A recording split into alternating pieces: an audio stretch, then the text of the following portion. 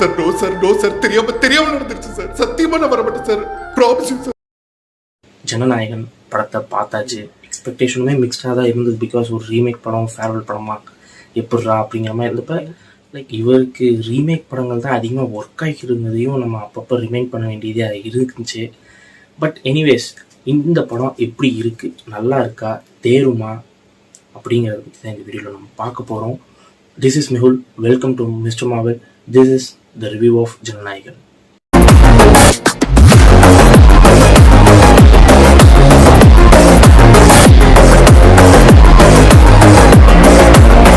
So எங்கேருந்து ஆரம்பிக்கலாம்னு கேட்டிங்கன்னா பாசிட்டிவ்லேருந்து ஆரம்பிக்கலாம். பிகாஸ் அது கொஞ்சம் கம்மியாக தான் படத்தில் இருக்குது. லைக் ஆக்டிங் வைஸ் எல்லாருமே நல்லா இருந்தாங்க, லுக் வைஸும் எல்லாருக்குமே அது பர்ஃபெக்டாக இருந்தது. லைக் இந்த படத்தில் நான் ரொம்ப மேஜர் பாசிட்டிவாக ஒரு விஷயத்த சொல்கிறேன்னா அது விஜய் சார், அதுக்கடுத்து அனிருத் மியூசிக். இது ரெண்டு தான். லைக் விஜய் சாரோட சார்மும் அனிருத்துடைய பிஜிஎம்மும் தான் என்னை உட்கார வச்சது படத்தில். சரி, அவ்வளோ மொக்கையாக இருந்துச்சு, என்ன சொல்கிறீங்க அப்படிங்கிற மாதிரி இருந்துச்சிங்கன்னா அவ்வளோ மொக்கை இல்லை, அதுக்குன்னு அவ்வளோ பீக்குன்னு இல்லை. நிறைய இடத்துல அந்த ஃபேன் சர்வீஸ்லாம் நிறைய ஒர்க் ஆச்சு. இப்போ ஈவன் இன்ட்ரோலே எடுத்துக்கிட்டிங்கன்னா நீங்கள் என்னை தாளாட்ட வருவாள் அந்த சாங்லாம் லைக் அதெல்லாம் இருந்தது, அதெல்லாம் ஒர்க்கும் ஆச்சு. ஓகே, பட் எங்கே இது வந்து ரொம்ப அப்படியே தள்ளி போகுதுன்னா, அந்த படம் வந்து பார்த்தீங்கன்னா ஆப்வியஸ்லி ஒரு ரீமேக் படம் இருக்கிறப்ப அந்த ஒரிஜினல் ஃபிலிமோட எசன்ஸ் இருக்க தான் செய்யும். அது வந்து தெலுங்கு ஆடியன்ஸ்க்கு அங்கே ஒர்க் ஆச்சு. Bhagwant kesari even national award கூட கொடுத்தாங்கன்னு நினைக்கிறேன். பட் இங்கே அது தமிழ் ஆடியன்ஸ்க்கு அது கன்வெர்ட் பண்ணுறப்ப ஹெச்னது எங்கேயோ அங்கங்கே கொஞ்சம் அந்த லைட்டாக அந்த பட்டியலிங்க வேலை பார்த்துருக்காரு.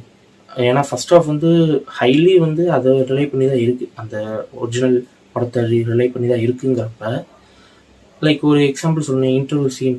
நீங்கள் ஸ்பாய்லர்லாம் நினச்சிக்காதீங்க, ஸ்பாய்லர் தான் ஃபுல்லாக நம்ம இதை தான் பேச போகிறோம். லைக் இன்டர்வியூ சீன் அங்கே பகவந்த் கேஸில் பார்த்தீங்கன்னா அது ஒரு லாரியில் வரும், ரொம்ப அப்படியே கிராண்டாக அப்படி வரும்.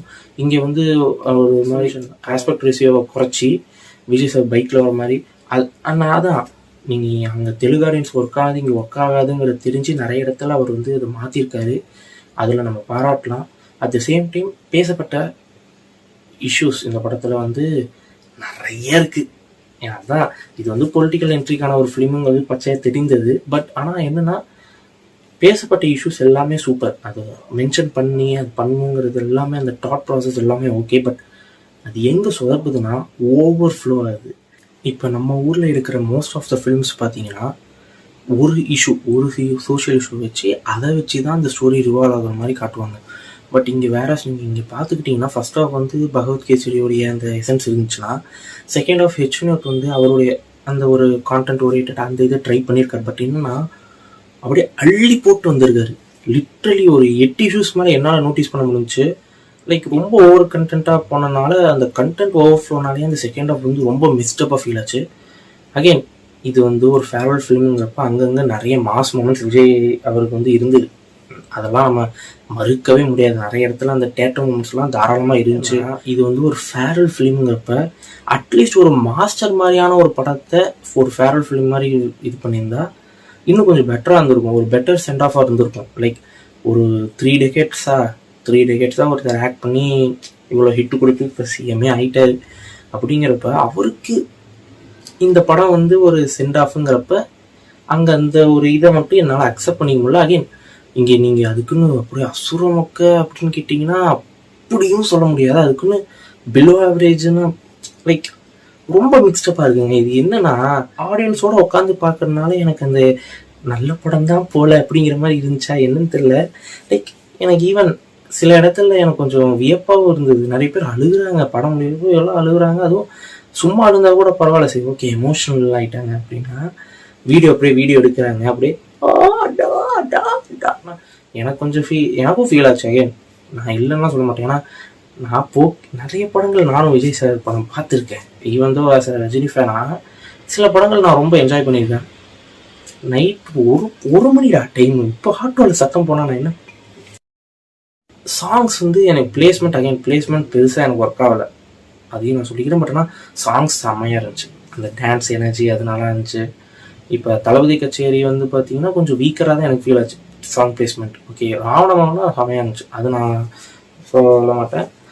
அகைன் இது வந்து ஒரு ஹெச் வினோத் படம் மாதிரியும் இல்லாமல், ஒரு ரீமேக் படம் மாதிரியும் இல்லாமல், ஒரு விஜய் சார் படம் மாதிரியும் இல்லாமல் ரொம்ப மிக்ஸ்டப்பாக இருந்தனால ஒரு மாதிரி ஃபீல் ஆச்சு. பிகாஸ் நிறைய பேர் நல்லா இருக்குன்னு சொல்லியிருக்காங்க. பிகாஸ் அதை நம்ம அவங்கள போய் குறை சொல்ல முடியாது.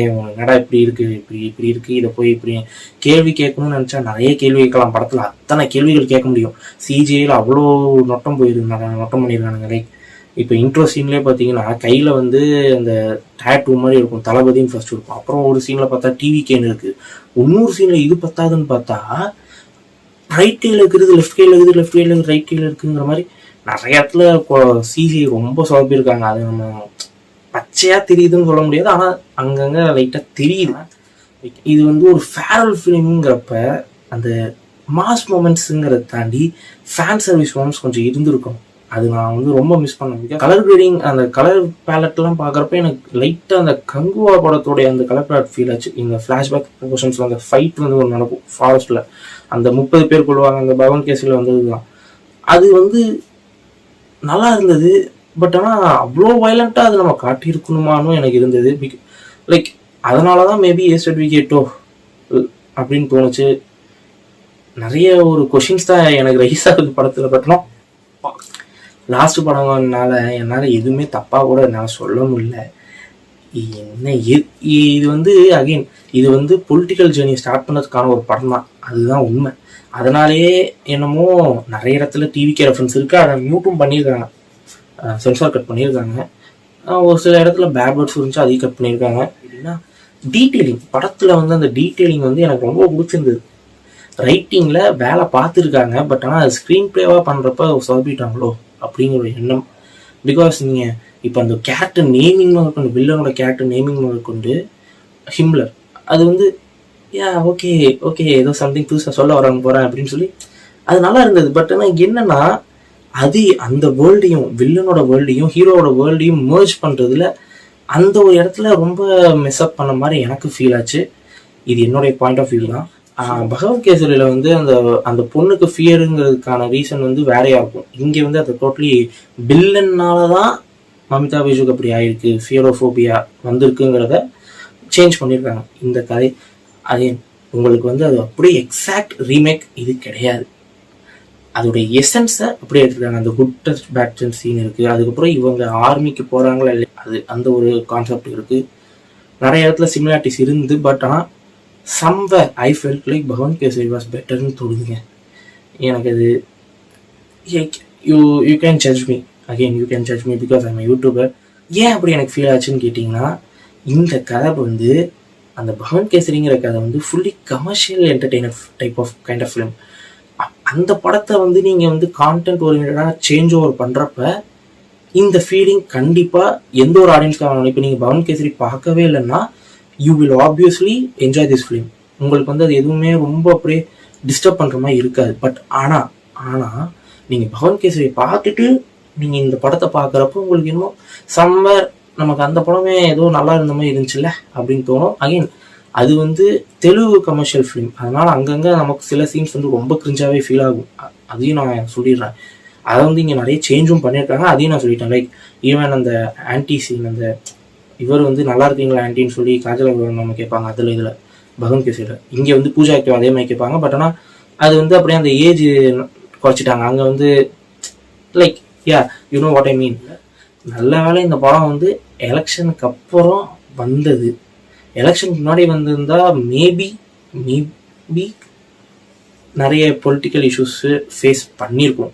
ஏன் இப்பயும் அது வந்து சர்டிஃபிகேட் ரொம்ப பிரச்சனை கொடுத்தாங்க. பட் ஆனால் ரிலீஸ் ஆனதுக்கு அப்புறமும் நிறைய அந்த இது வந்திருக்கும். ஏன்னா அங்கங்கே நிறைய பொலிட்டிக்கல் இதை தட்டி விட்டுட்டு போயிருக்காங்க, சரியா? ஸோ அதனால் அது இஷ்யூ ஆயிருக்கலாம். பட் இப்போ இது வந்து எப்படி இருக்குன்னா, இந்த படமே இப்போ ரிலீஸ் ஆனது வந்து அழகாக அமைஞ்சிருக்கு. விஜய் சாருக்கு அழகாக அமைஞ்சிருக்கு. இப்போ அவர் சிஎம் ஆகிட்டாரு, சிஎம் டைட்டில் கொடுத்துட்டு அந்த டைட்டில் கார்டுலேயும் சிஎம் போட்டாங்க. ஓகே சூப்பர் ஓ அப்படின்ற மாதிரி இருந்தாலும் இப்போ இதில் பண்ண நிறைய விஷயங்கள் வந்து லைக் பார்த்தியா, எங்கேருந்து நான் இப்படி வந்து அந்த ஒரு ஜேர்னியை வந்து நம்மளால் ஃபீல் பண்ண முடிஞ்சது. நான் ரொம்ப நெகட்டிவாகவும் சொல்ல விரும்பலை. அகெயின் ஃபேர்வெல் ஃபிலிம் நான் சொல்லி அடி வாங்கவும் விரும்பலை. பார்த்துட்டேன், எனக்கு வந்து அகெயின் பெருசாக ஒர்க் ஆகலை. இது நான் எதிர்பார்த்த ஃபேர்வெல் ஃபிலிம் கிடையாதுப்பா. இப்போ வரைக்குமே எனக்கு வந்து எக்ஸாக்டாக சொல்ல முடியல. இது வந்து எப்படிப்பட்ட ஒரு எமோஷனை எனக்கு கொடுத்துருக்கு, என்ன ட்ரை பண்ணியிருக்காங்க படத்துலங்கிறது ரொம்ப ஒரு மாதிரி ரொம்ப குழப்பிட்டாங்களோ, ரொம்ப கிண்டிட்டாங்களோ அப்படிங்கிற அந்த ஒரு ஏமாற்றம் இருக்கதான் செய்யுது படத்தில். இந்த படத்தை நீங்கள் ஒரு ஜென்ரல் ஆடியன்ஸாக பார்க்கணுங்கிறப்ப தாராளமாக போய் பாருங்கள். Again it's your money your wish. நான் வந்து என்னுடைய பெர்ஸ்பெக்டிவை தான் நான் சொல்ல முடியும் படம் பார்த்துட்டு வந்தது. அதுதான் ரிவ்யூன்னு சொல்லிட்டு இப்போ நல்லா பண்ணிட்டு இருக்கோம். அகெயின் ஹாலிவுட்டில் யாருமே பெருசாக ரிவ்யூனா இது இப்படி இருந்துச்சு, அந்த ஸ்டோரி டெல்லிங் எப்படி இருந்துச்சு, ஸ்க்ரீன் பிளே எப்படி இருந்துச்சுன்னா யாரும் சொல்கிறது கிடையாது. படம் நல்லா இருக்கா நல்லா இல்லையான்னு ஒரே இதாக முடிச்சுட்டு அவங்களுக்கு எது பிடிச்சது அவங்களுக்கு எது பிடிக்கலங்கிறது மட்டும்தான் ஒப்பாரி வச்சு போகிறோம். ஸோ அதனால் நீங்கள் வந்து இது இட்ஸ் யுவர் டிசிஷன் சொல்லி நான் முடிக்கிறேன். எனக்கு நான் ரேட்டிங் கொடுக்க கூட நான் இதாகலை. ஏன்னா this is not the favourite film I expected from an actor who entertain us for just like 3 decades ஒரு என்டர்டெயின் பண்ண நம்ம ஒரு ஆக்டர் வந்து இப்படி ஒரு ஃபேவரட் ஃபிலிம் கொடுத்துட்டு போகிறப்ப it doesn't feel right to me. So thanks for வாட்சிங். See you in the next one. Cheers, I'm Jess.